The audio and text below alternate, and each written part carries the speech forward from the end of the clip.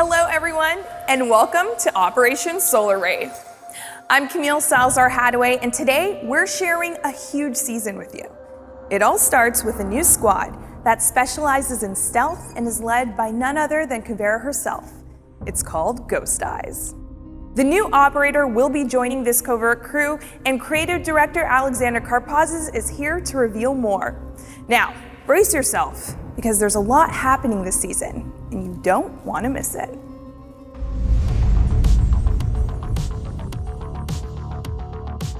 Hey everyone, super excited to introduce Operation Solar Raid, probably our biggest season ever. From top to bottom, we're adding a ton of features that you've asked about, including cross-play, cross-progression. We know this has been really important for you. The team's been working super hard to deliver it, and we have so much more. This season, we're introducing another new squad. It's Ghost Eyes, led by Kavera, and a newcomer, Solis, is joining the team as well. This is the squad of secrecy, the squad of stealth, and the squad of intel. And you'll get to learn a lot more about their story when we launch the season later. We have Solis, the new operator that's joining Rainbow Six and the Ghost Eyes squad. And we have a new map, Nighthaven Lab, an amazing place to explore and to battle. It's unlike anything else we've ever introduced in the game, and we hope you have a lot of fun exploring it. Anti-cheat and anti-toxicity is one of the most important topics for us, which means it's really special for us today to introduce the reputation score in-game. It's coming to you in a beta phase, so you get to know it a little bit more, and we're introducing more security features in our game to make sure that it is more resilient and more fair for everybody to play. All of this and much more, we have quality of life features that are coming in, balancing changes that are coming in, and even more on top of that. So we can't wait to share everything that the team's been working so hard on this season. La Operación Solar Raid se aproxima y es enorme. Pero antes de que lo desglosemos para ti, aquí tienes un vistazo del nuevo operador en acción en el nuevo mapa de laboratorios Nighthaven. Solis se une a los defensores con un detector electrónico de realidad aumentada que le permite no solo detectar los dispositivos del atacante en acción, sino también revelar a sus compañeros de equipo. En los campos de batalla simétricos del Siege, la información es poder y Solis la proporciona. Attackers will have to play smarter this season, as Solis, the new defender, has her eyes on their gadgets. So how did her high-tech look come together? Concept artist Sunshine Kim will tell us more, while director of gameplay design Jeremy Carvin and game designer Dominic Clement give us the details on her gadget and the new opportunities it unlocks.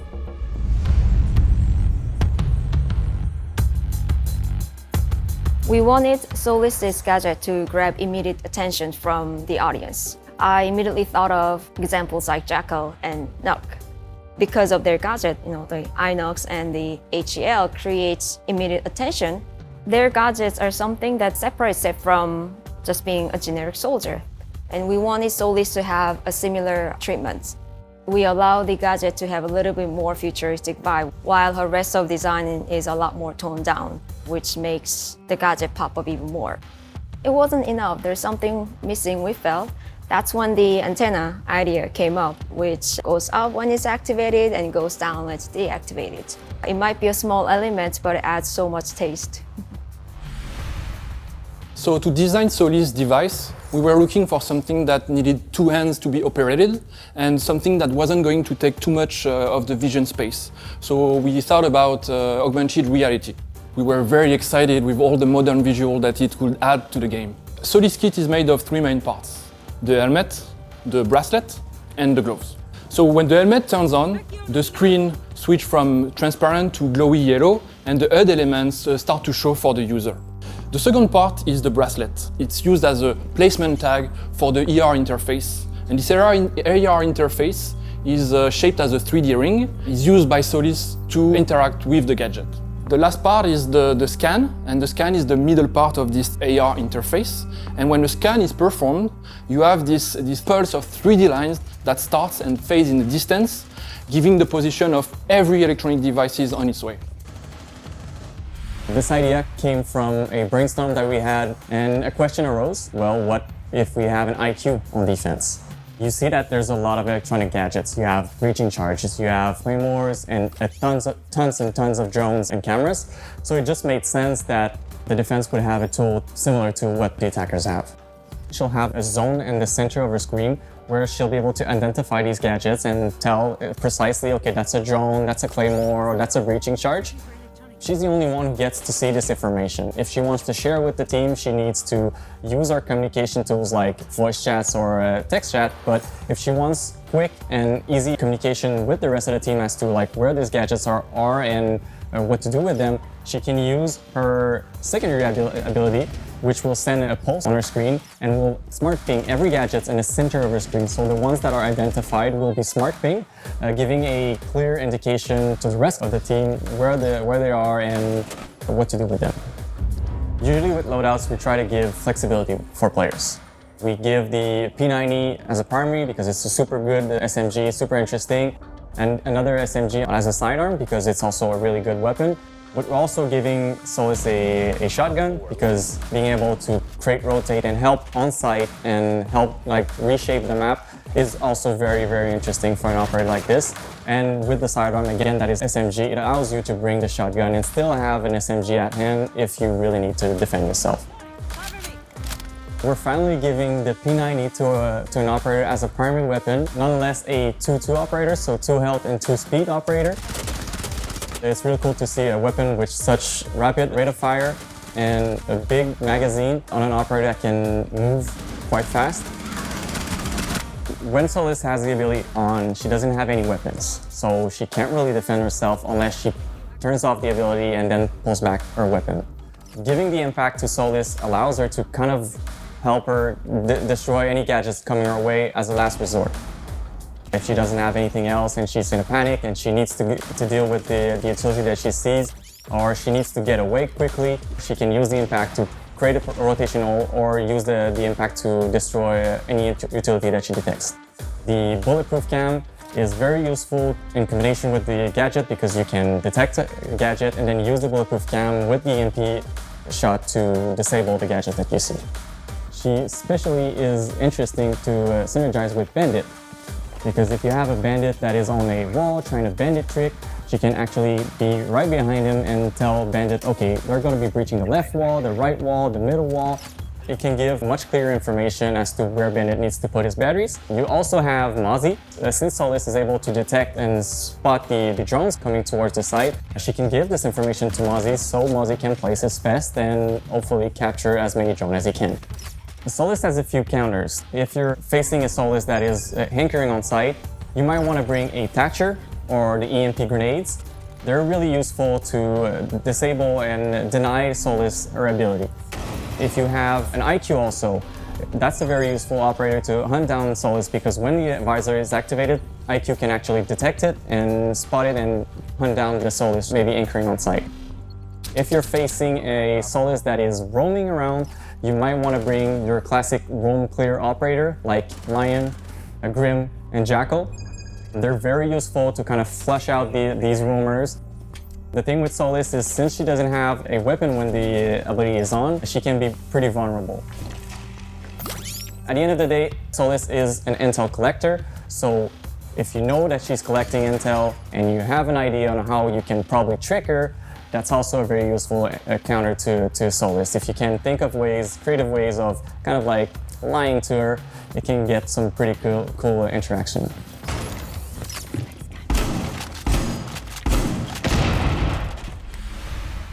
Nighthaven Labs. It's an imposing research base, and it's the new map coming in Operation Solar Raid. Now, I told you about banning maps last season, didn't I? Well, let me tell you this. You won't be able to ban this map at launch. You'll hear more on that later, but for now, Team Lead Jeremy Dowsett is here to take you on a tour of Nighthaven Labs.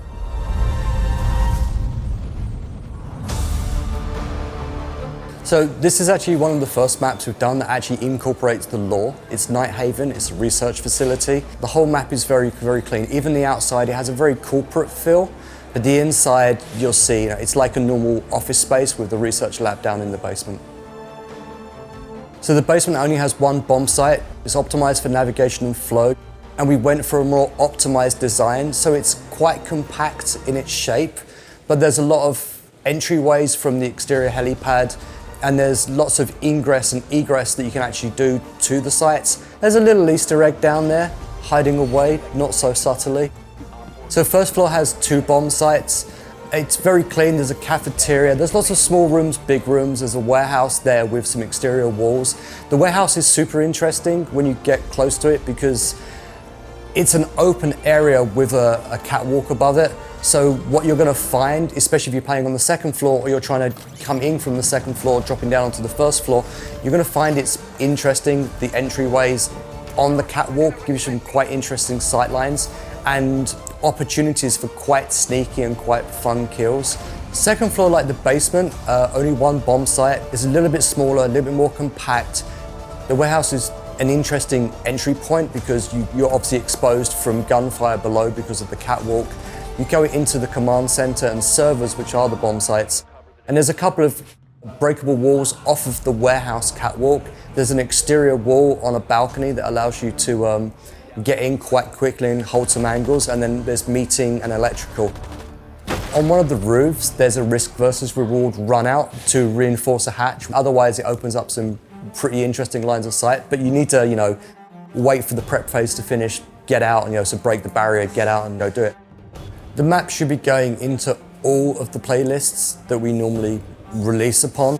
It's not the same as any other map. There's unique things in this one, and the map looks superb. The artists, the lighters, everyone did such a great job on this map. I'm looking forward to the reception.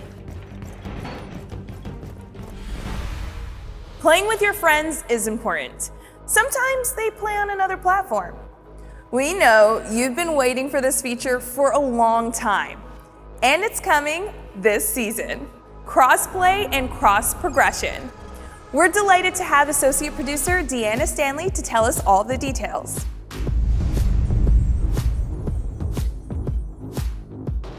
We know players have been asking about it, and we've talked about it before. It's been a long time coming, so we're super excited to announce that crossplay is coming with Season 4.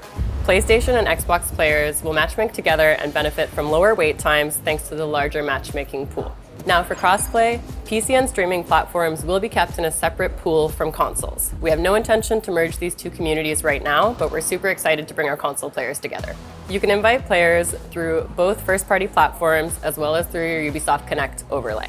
You'll be able to access your friends list through the social tab and manage your invites, requests, and squad up with your friends from other platforms. We all know communication is key in Siege, and it's no different for crossplay. So, voice communications will be enabled at launch, and the local player will be able to speak to and hear cross-platform players as long as they have voice communications enabled in their options and they're on the same team. Of course, you can still manually mute players through the scoreboard during a match or through the player profile side panel. Crossplay will be enabled by default, so everyone will be opted in to start, but you can opt out at any time in the in-game settings. If you do opt out, you're going to receive a message when you try and join a squad with crossplay enabled that lets you know you need to enable the option to join that squad. Crossplay isn't the only thing that's coming this season. We're super excited to announce that cross progression is another feature hitting Siege this season. This is thanks to a data migration that's happening with the season launch. So the first time you log in, you'll see a pop-up that lets you know all of your data now lives in the cloud and is accessible from any platform anytime. So keep an eye out because we'll be posting our cross-platform synchronization blog that's going to detail how all of your different save data is handled for each case. For example, your in-game options will remain specific to each platform, as will your equipped loadout. But your packs, operators, skins, and progression will be shared across all platforms and accessible anywhere. Your rank history will be shared between similar platforms. So PC and streaming platforms will be kept in a separate pool from consoles. The highest rank achieved during the season on any console platform will be carried over to all console platforms, and same goes for PC. So for credits and renown, they're going to be added together. So any platform that any player has played on ever is going to be added together and shared. So if you're a PC player playing with 800 credits, but you have an old Xbox account with 200 credits, after the data migration, you're going to have 1,000 credits to spend wherever you like. Penalties will also be shared across all platforms, and the time remaining will be calculated based upon the matches played across all those platforms since the penalties activation. Due to the data migration, we're going to be rewarding all of our players with an alpha pack at the start of the season. Siege has been live for a long time now, and we know some players have moved around. We're happy that those players are going to be able to take back those hours they grinded in Siege and play with their friends on any console they choose. Fighting toxicity and improving our anti-cheat measures are an ongoing priority for us. Here is Player Protection and Game Security Director Emmanuel Larive to tell you more about the next step of the reputation system and an update on preparation phase.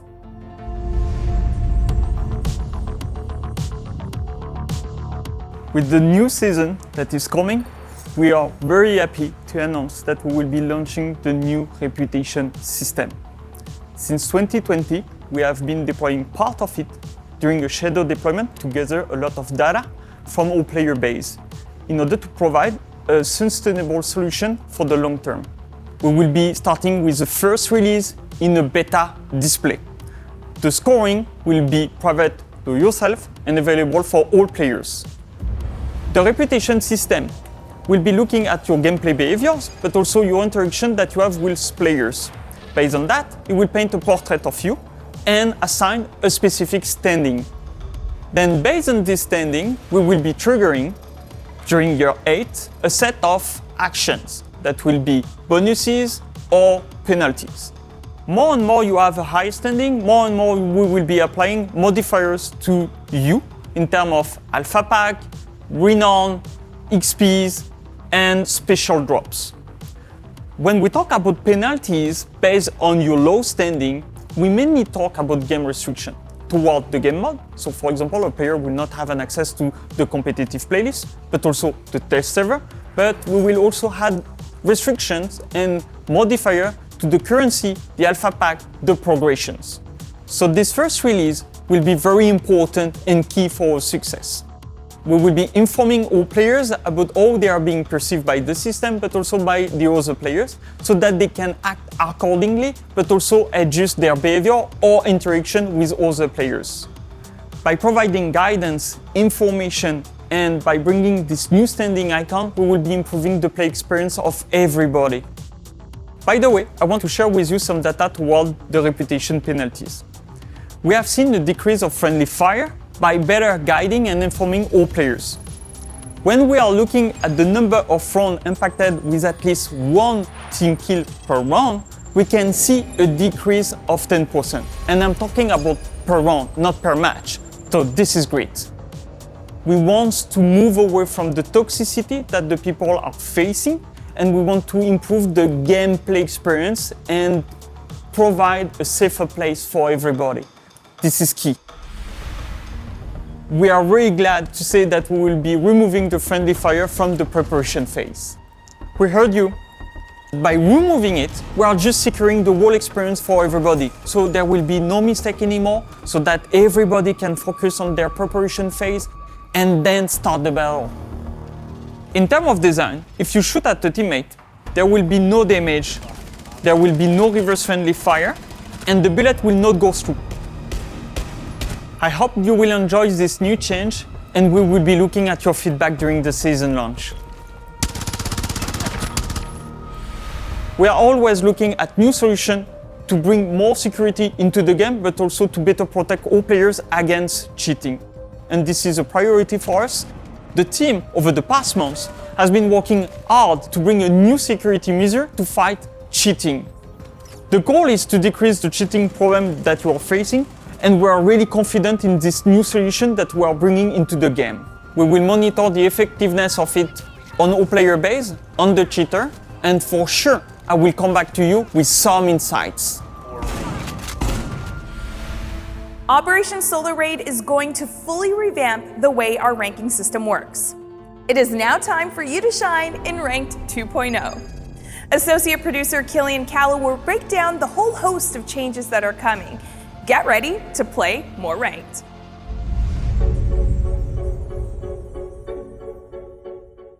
Right now, the rank playlist is a pure skill system in which there is only one value, the MMR. The MMR is used for rank and skill. Every start of the season, when we do the soft reset, because it's needed for rank progression, we are hurting the matchmaking fairness. After this soft reset, we have the placement matches to try to guess your rank as soon as possible. What are the changes in the core system? We are splitting skill and rank into two different values. The skill, in one hand, will be hidden and only used for matchmaking. On the other hand, the rank will be visible and only used for progression. We are removing the placement matches, because the only value that will be reset is the rank. You will start your rank progression at the beginning of the ladder. From now on, there will be rank points. There will be also 5 divisions per rank. Each division will have 100 points. Also, to help you in this progression, we included systems like the demotion shield that will prevent you from losing ranks easily. The current reward system is only giving you one chance per season, the one of your highest rank.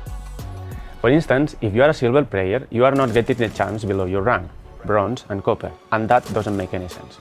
From now on, there will be 1 reward per division, so 5 rewards per rank, with some exclusive new items.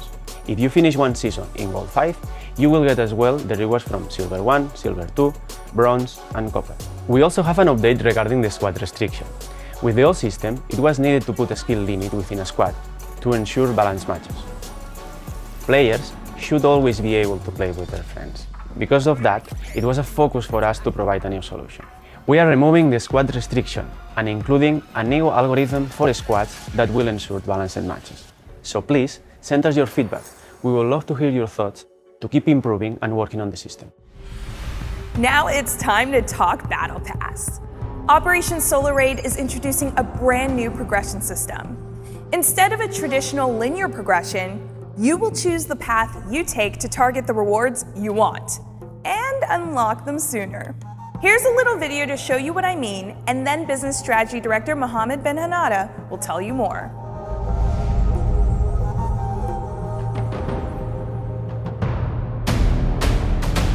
Rainbow Six Siege Battle Pass has evolved to become more tactical, offering you new ways to unlock the rewards that matter to you faster. We are introducing a novel progression system that allows you to create a custom strategy based on your interests.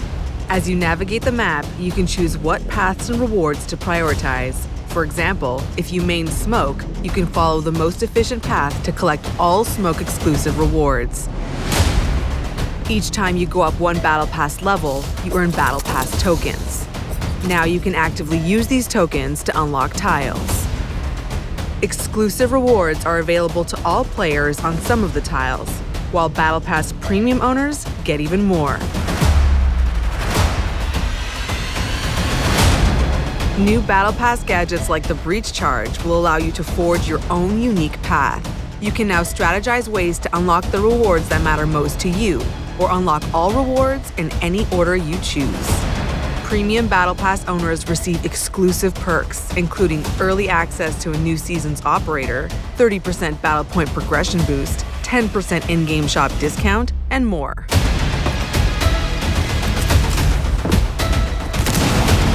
Rainbow Six Siege New Tactical Battle Pass. Plan your path, progress your way, pick your rewards.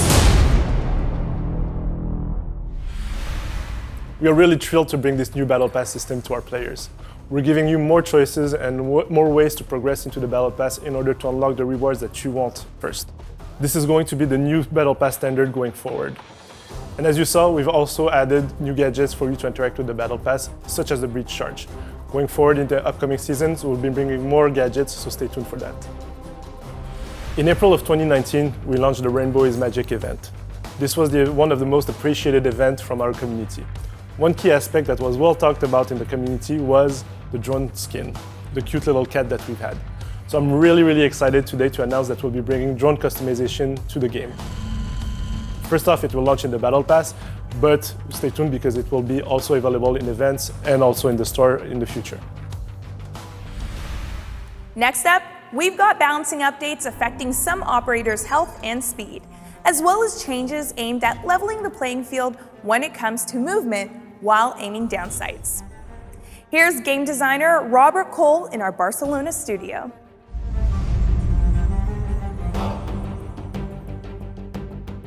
Right now, 3-speed operators have a clear advantage when it comes to picking and fragging. We want to equalize the playing field, as we feel like shooting should require precision and not luck. So this season, we are making it so all the operators will have the same ADS movement speed, which will be the ones from the 3 armor operators. Because of the ADS movement speed change, we are putting together another change to some of the health and speed of the operators. For example, we are changing Sense from a 3 armor operator to a 3-speed operator, because we feel like their gadget functions much better with the speed, and it will help them with the side takes and executes. Another example is Dokkaebi.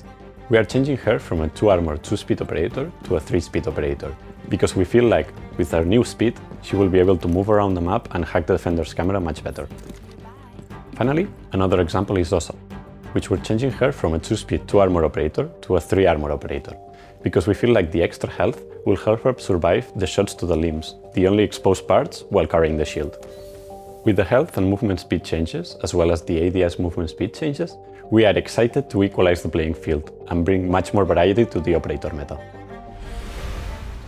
Earlier in the show, I told you you wouldn't be able to ban the Nighthaven Labs map at launch. I wasn't kidding. In this quality of life update, we'll tell you more about that, plus details on ability mode and more. Here again, our associate producer, Killian Callow, and game designer, Mathieu Lacombe.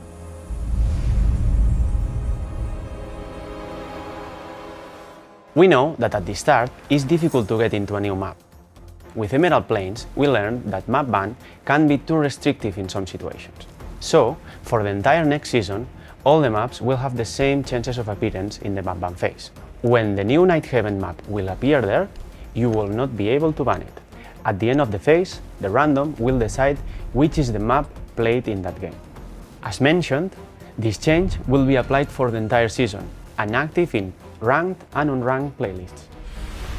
Alternate ability mode is the continuation of what we started in High Caliber. Last year, during Season 4, we removed the ability to switch fire mode on your weapons.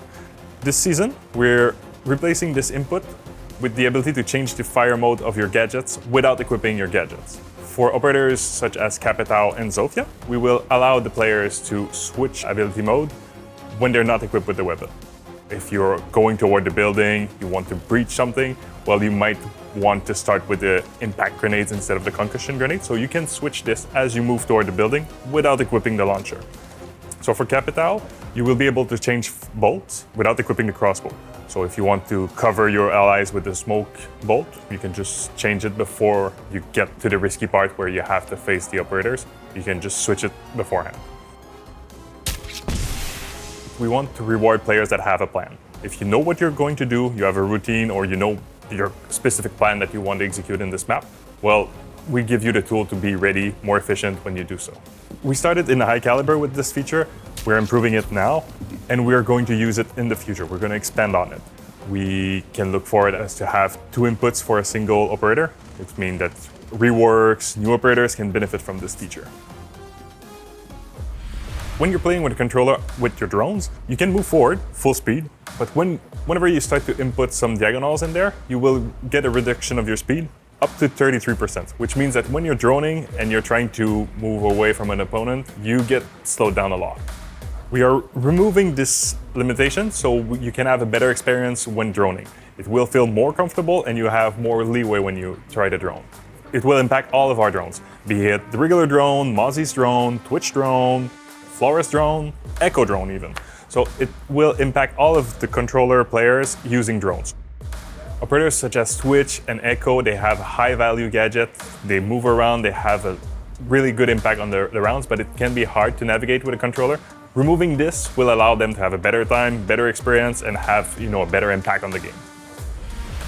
All right, for this one, I think a little story is going to explain it. Start of the round, you locate the bomb, there's the icon, you know that you're attacking this bomb site.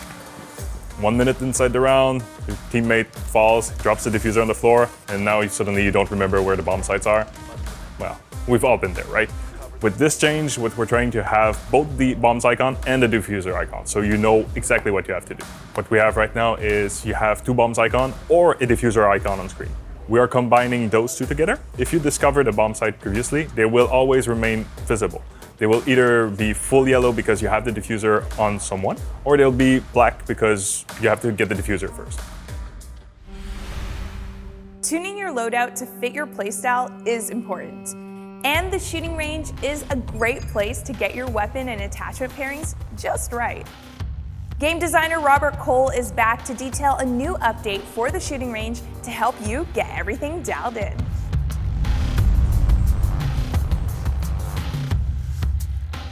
We are very happy with how the shooting range is functioning right now.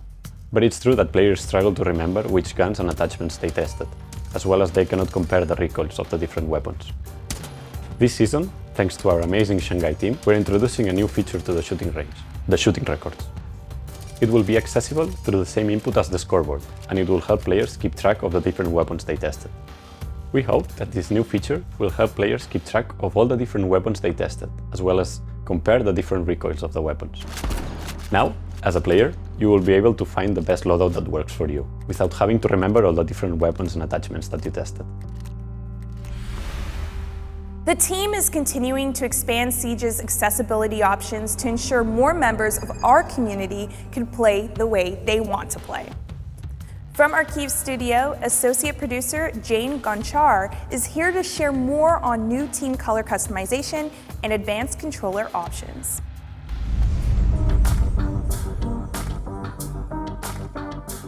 We are very excited about our new update for accessibility. In Season 4, we spot the most important objects and gadgets in-game that requires color change.